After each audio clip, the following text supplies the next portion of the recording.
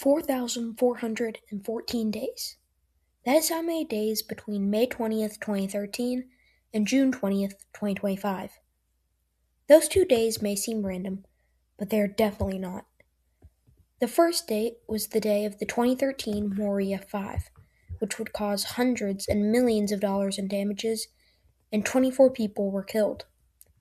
The second date was the day of the Enderlin EF5, which is the topic of this video, where 3 were killed. Between those 2 days, not a single EF5 tornado would occur. So today I'll be talking about this legendary event in tornado history and the statistical anomaly of no EF5 tornadoes for 12 years.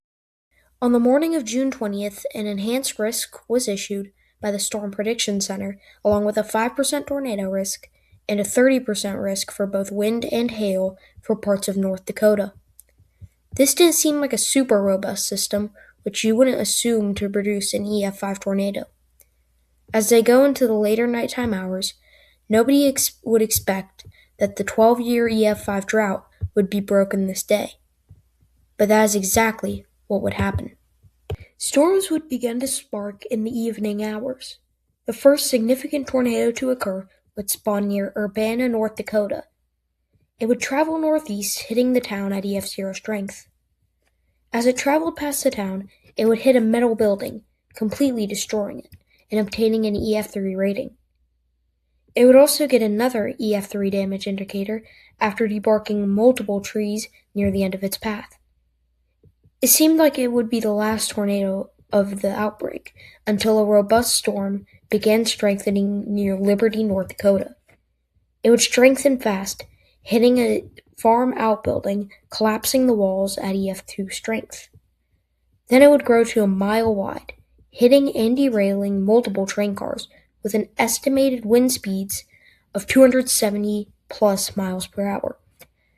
These train cars were originally rated as EF3, but it would later get upgraded, and we will talk about that later.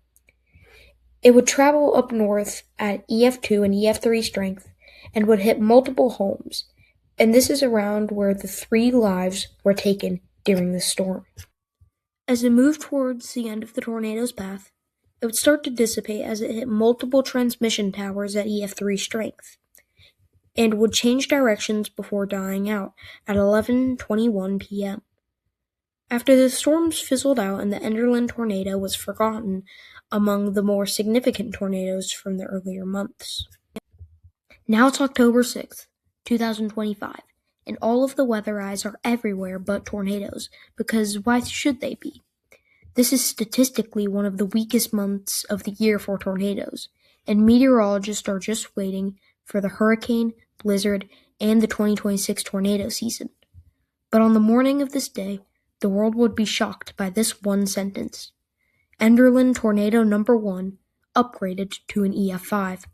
After high-end EF4 after high-end EF4 and odd ratings, Rochelle, Mayfield, Greenfield, Rolling Fork, all tragic tornadoes that could only obtain an EF4 rating. But after 12 years, it all changed because of a summer day in North Dakota. On the same day as the legendary Fargo F5, 68 years later, and a measly 40 miles to the southwest.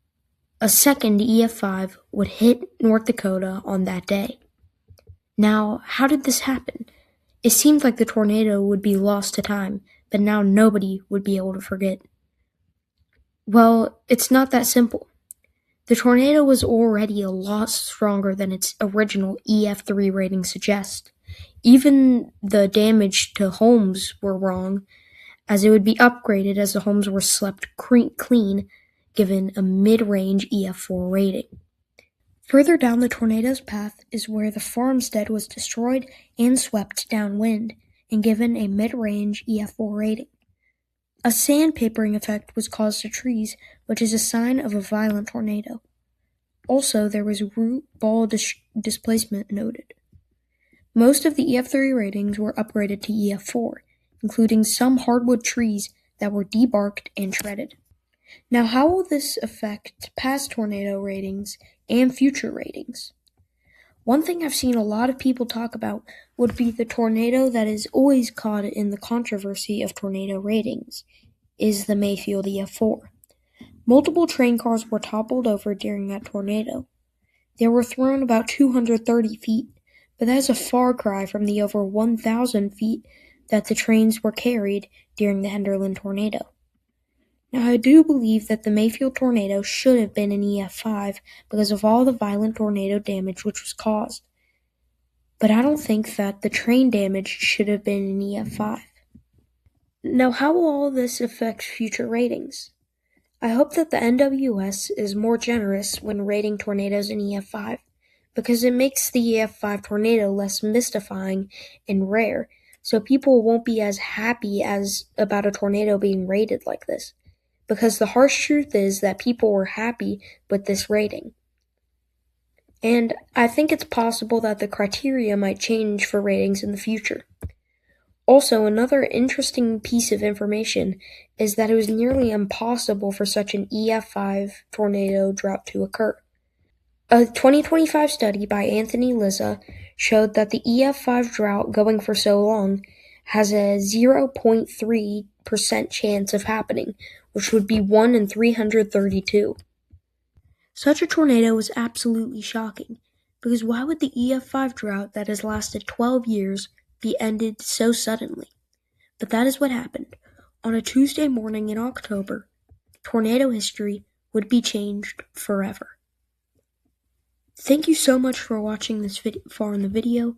I know I'm incredibly late with this, as I couldn't find time to make a video on this topic beforehand, but if you would like not to miss out on my future videos, please like and subscribe. It really helps me out as a content creator. Thank you.